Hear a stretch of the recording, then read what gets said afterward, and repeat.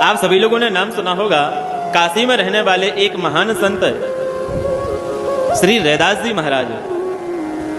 रैदास जी महाराज, उनकी स्थिति ऐसी थी कि घर में जो भी कुछ आता वह सब संतों के लिए सब पवा देते, संतों की सेवा करते।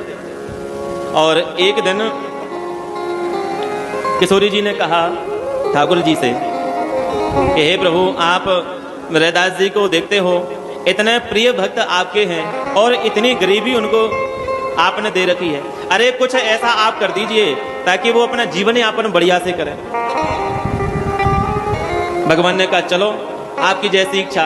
पर रैदास जी इतने अकिंचन महापुरुष हैं कि उनको हम कुछ देंगे भी तो भी लेंगे नहीं। वो कहा ठीक है।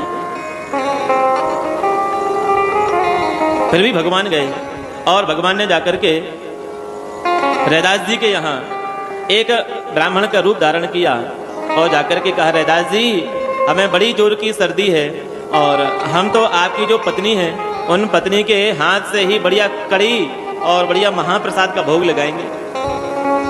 हमें आपकी जो पत्नी है कड़ी बहुत अच्छी बनाती है, हमें तो वही पाना है। रैदास जी ने उनका आतिथ्य किया, संत भगवान को प्रणाम किया और संत जैसे ही जाने लगे तो एक पारस पत्थर दिया और पारस पत्थर देकर के रैदास जी से कहा, रैदास जी यह पत्थर ऐसा है कि जिस लोहे से आप छुबा दोगे वही लोहा सोना बन जाएगा और आपका खूब बढ़िया काम चलेगा। रैदास जी को विश्वास नहीं हुआ।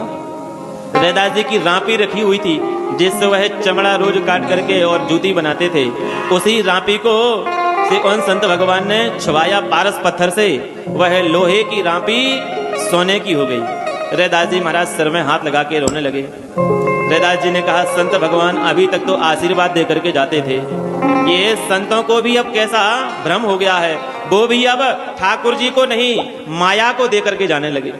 बताओ ये कैसे हैं संत भगवान, ये माया को दे करके हमें जाने लगे। अरे जैसे तैसे तो हमारे यहाँ एक रापी थी, उसी को सोने का बना दिया, अब हम दूसरी रापी कहाँ से लाएं। वो सोने का जो पारस पत्थर था, वह पारस पत्थर ऊपर जो उनका घर था ऊपर खप्पर का था, उसी में दबा करके चले गए। रैदास जी से कहा, जब तुम्हारी इच्छा हो इस पत्थर को निकाल करके सोने में लोहे में छुपा देना, सोना हो जाएगा।